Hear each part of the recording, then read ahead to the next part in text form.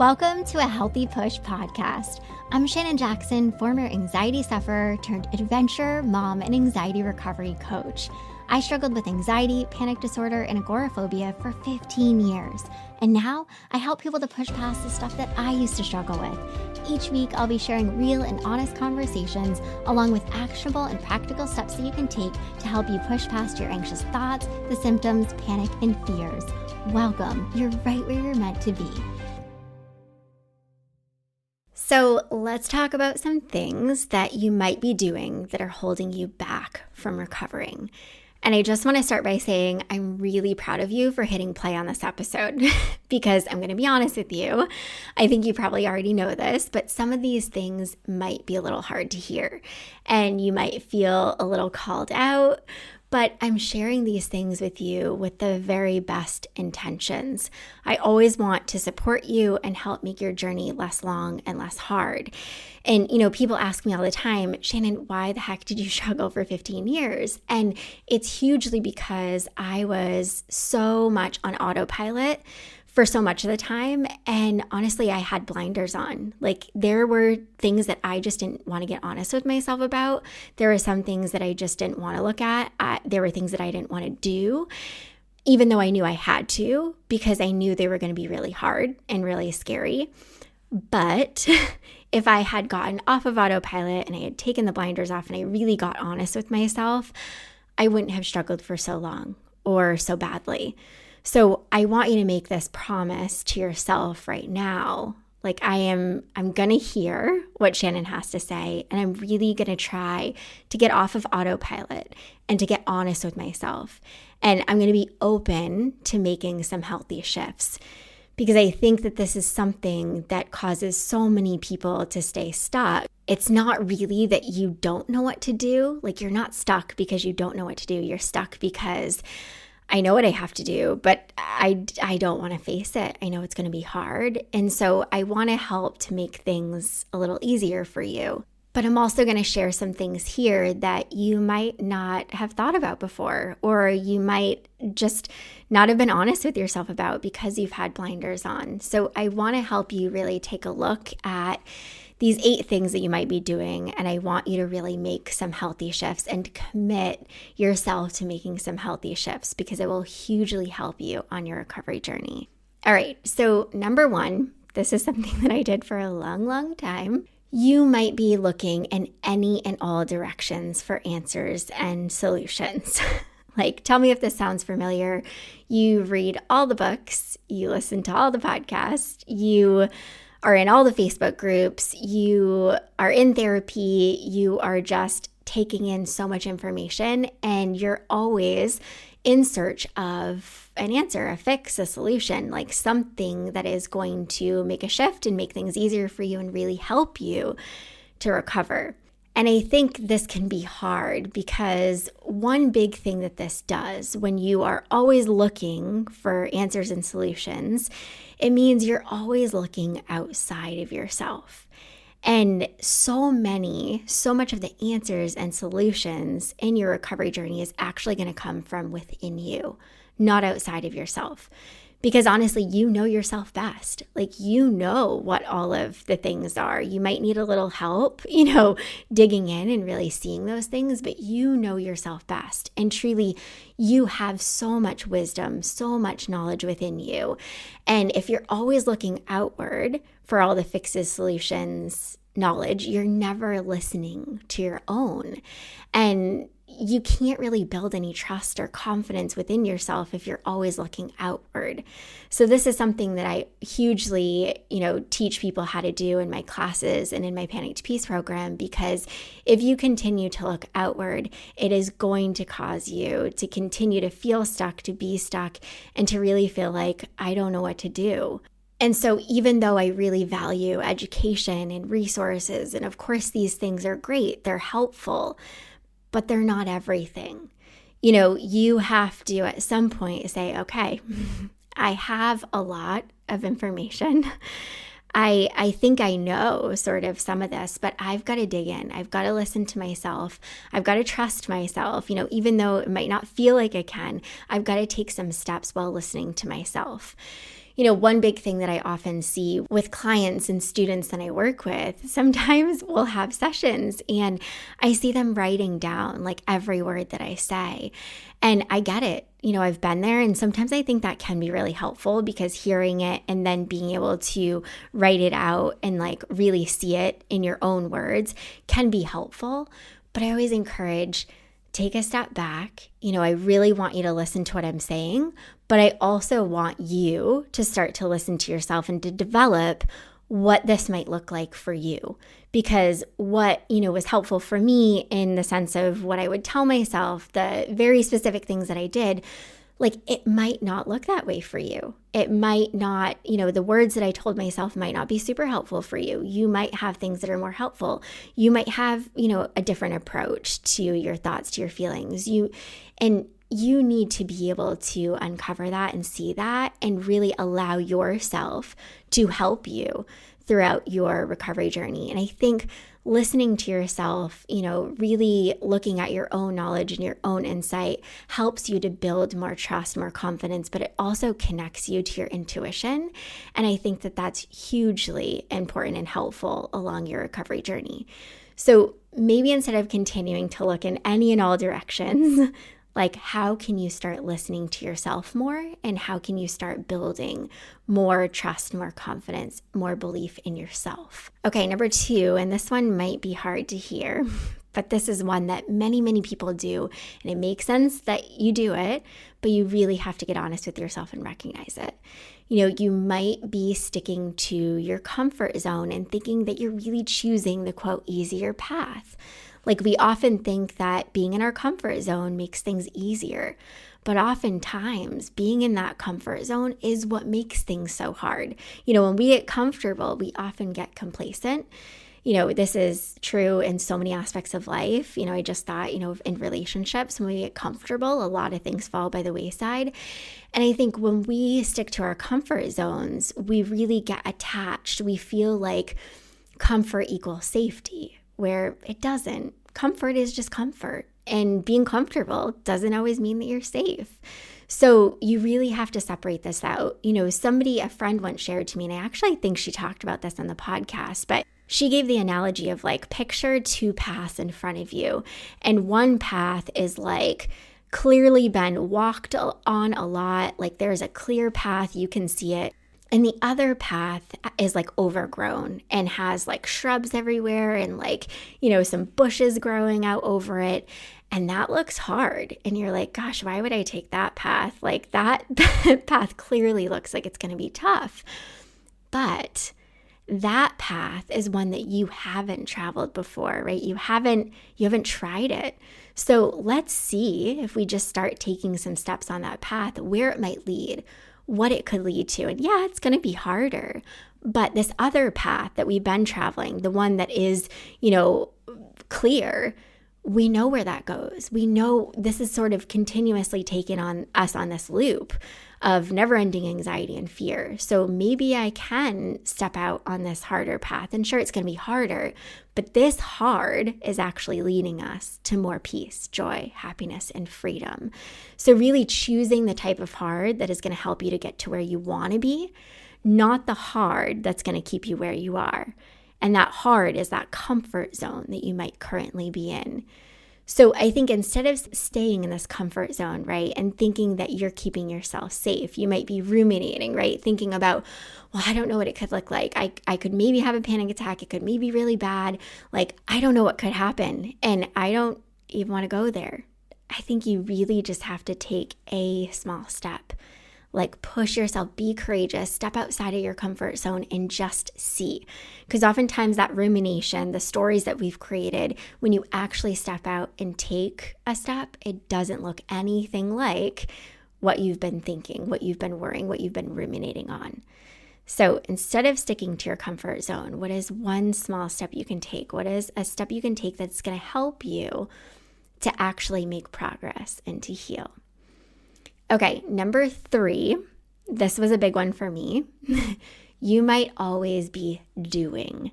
I think this is something a lot of people have in common when struggling with anxiety, panic, and agoraphobia. And I think this is because a lot of us just inherently are like doers and achievers, and we often are very successful in doing. Like we are smart, we're creative, we can typically get through things that other people can't get through. We can do it more efficiently, quicker, better, all the things. But all of this doing is what really perpetuates the stress, the overwhelm, the anxiety.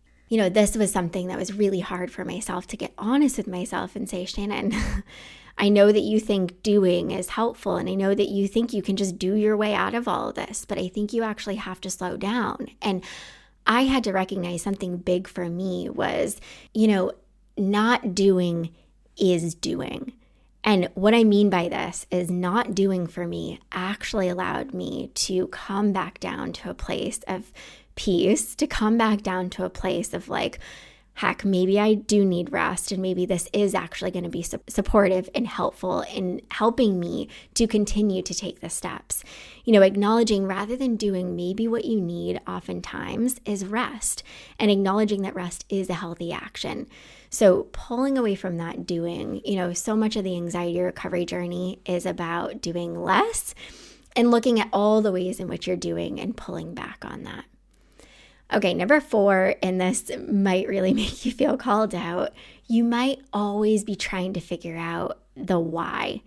And what I mean by this is why you feel anxious, why the symptom popped up again, why you had the panic attack, why it felt so hard when it didn't feel so hard yesterday. I think we always are analyzing. Our brains are very good, especially when they're taught repetitively to be stuck on the why and things like this. You can have a tendency to want to problem solve and figure out. And you might think, if I can figure out the why, like if I can figure out why I feel anxious or why the symptom popped up, then I'll be able to prevent it from happening. But that's not so much true.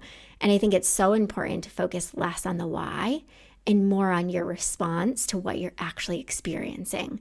Your response and paying attention to that is going to be loads more helpful than you trying to figure out why you felt anxious or why the symptom popped up or on and on and on. So instead of figuring out the why, like really paying attention to your response and making that healthy. Okay, number 5, and it's something so many of us do in general in life, but definitely in the recovery journey, is you might be minimizing your struggles and your accomplishments. I think oftentimes I hear, Shannon, it's not that bad. I know what it is. I know it's panic. I know it can't kill me. I know. But it's like, whoa, can you slow down? Can we validate that what you're going through, what you're struggling with is really hard? Yes, I understand. You know what it is, right? You know it can't hurt you. You know it's not going to kill you, but that doesn't mean that it's not hard. So really validating your struggles, not minimizing them, and absolutely not minimizing your accomplishments.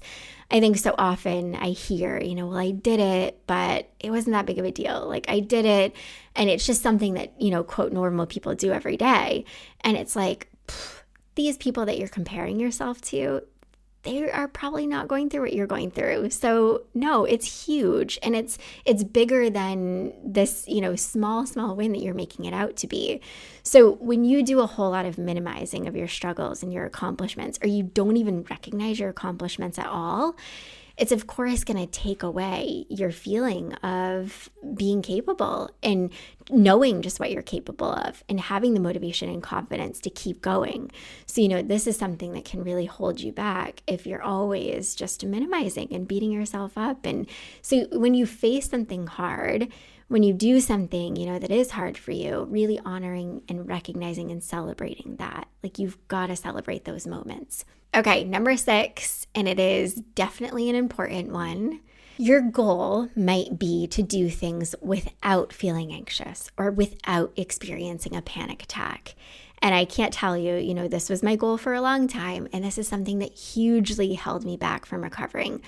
Because I always had this thought, this mentality of my goal is to go out there and I'm going to do it without feeling so anxious or without experiencing a panic attack. And, I just disclaimer, feeling anxious or experiencing a panic attack doesn't mean that you aren't healing. It's actually, in fact, a huge part of the healing process. So instead of going out, right, and saying, I can't feel anxious, I can't have a panic attack, it's not about, not feeling anxious or not having the panic. It's about, if it happens, I can handle it. And I'm not going to resist and try to push up against it so much. Like remembering your goal is about how you respond to your feelings and responding to them in healthy ways, not in the unhealthy ways, right? And I think it sets you up for so much failure when you're like, I have to go do the things and I'm going to do it without feeling anxious and without experiencing a panic attack. It's like, no. We can feel anxious, we can experience a panic attack, and it doesn't have to mean a dang thing. So please don't, if your goal is to do things without feeling anxious or panic, let's get rid of that. That is not going to be helpful. Okay, number 7, you might be putting so much pressure on yourself to heal and to do things, quote, right, rather than just taking action. This is something that I hear so often, like, Shannon, I don't know if I'm doing it right. I don't know if that was right. I don't know if I should have done that. Maybe I shouldn't have done that. Or maybe, I can't do this yet. And it's like, rather than just taking the action, like you're going to mess up, you're going to make mistakes, you're going to have moments where things are really hard and when they feel hard and when you're like, dang, like I knew I shouldn't have done that, or all the things. It's okay. That's part of the process. Like you're not going to go through your recovery journey and, quote, do everything right. Like that doesn't exist. That's actually not a thing. And when you mess up and you make mistakes, it's actually a good thing. Like these are the opportunities where we learn, where we grow, where we can make shifts and do things differently. So don't put so much pressure on yourself to heal and do everything right. I think that will just prevent you from taking action and it will prevent you from healing. So rather than doing things, quote, right, just take some steps. Let's just see what it looks like. Okay, number 8, the last one. You might be only focused on the end goal, right? The outcome. I think this was me to a T. Like I was like, I'm going to get to this point where I no longer struggle with anxiety and everything just disappears and I'm not going to have panic attacks anymore and it's going to be great. And it's just like, what? Like, how the heck was I going to get from experiencing panic literally every day and being so overwhelmed with what ifs and the thoughts and the symptoms and so many fears to, I'm not going to struggle with anxiety at all. I'm not going to have any panic. I'm not going to have any thoughts. It's like, my gosh, no wonder why, I struggled for so long. So instead of focusing on the outcome, of course, you want to get to this point where you're not struggling like you are now. But how can we focus just on today, on right now? Like, what are some healthy steps that you can take today, right now? What are some small steps that are going to help you to heal? So don't be so focused on the end goal. What are the small steps? And I can't say this enough. I know you're probably sick of hearing it, but it truly is those small steps that help you to get to where you want to be. So if you're thinking, oh my gosh, Shannon, yeah, I feel a little called out.